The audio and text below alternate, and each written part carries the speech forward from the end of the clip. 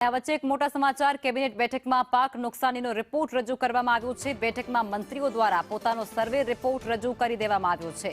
ખાસ કરી ગીર સોમનાથ અમરેલી જિલ્લામાં સૌથી વધુ નુકસાન પહોંચ્યું છે। સુત્રાપાડા, મહુવા અને કોડીનારમાં પણ સૌથી વધુ નુકસાન થયું છે। એક મહિનામાં સર્વે પૂર્ણ કરી અને પેકેજ જાહેર થશે। સંવાદદાતા નિર્મલ દવે જોડાઈ ચૂક્યા છે। નિર્મલ, કેબિનેટ બેઠકમાં જે સર્વે કરવાનો હતો તેનો રિપોર્ટ હવે મંત્રીઓએ રજૂ કર્યો છે। આગળની શું સ્થિતિ? મંત્રીઓએ રિપોર્ટ રજૂ કર્યો છે અને સાથે પોતાનો સર્વે પણ તેમને રજૂ કરવાનો મોકો મળ્યો છે।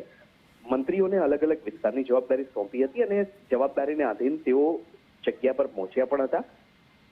દક્ષિણ ગુજરાત અને સૌરાષ્ટ્ર વિસ્તારમાં મુખ્યત્વે જ્યારે વરસાદ વધારે નોંધાયો છે તેવા સંજોગોમાં નુકસાનીનું પ્રમાણ પણ આ વિસ્તારમાં સૌથી વધુ છે। જોકે સમગ્ર ગુજરાતના 2 જિલ્લા એવા છે કે જ્યાં સૌથી વધારે નુકસાન છે અને એમાં પણ 3 તાલુકા જ છે કે જ્યાંના તાલુકાવાસીઓનું જનજીવન અસ્તવ્યસ્ત થઈ ગયું છે। મહુવા, સુત્રાપાડા અને કોડીનાર આ 3 તાલુકામાં જનજીવનને માઠી અસર પહોંચી છે। સૌથી વધુ વરસાદ પણ અહીંયા નોંધાયો છે અને આ જ કારણોસર આગામી સમયમાં પણ ઝડપથી કામગીરી થાય તે માટેની સૂચના આપી દેવામાં આવી છે।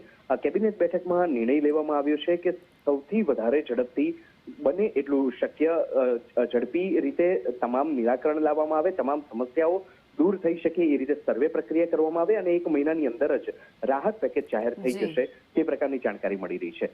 જી બિલકુલ નિર્મલ, આપ જોડાયા તે બદલ આભાર।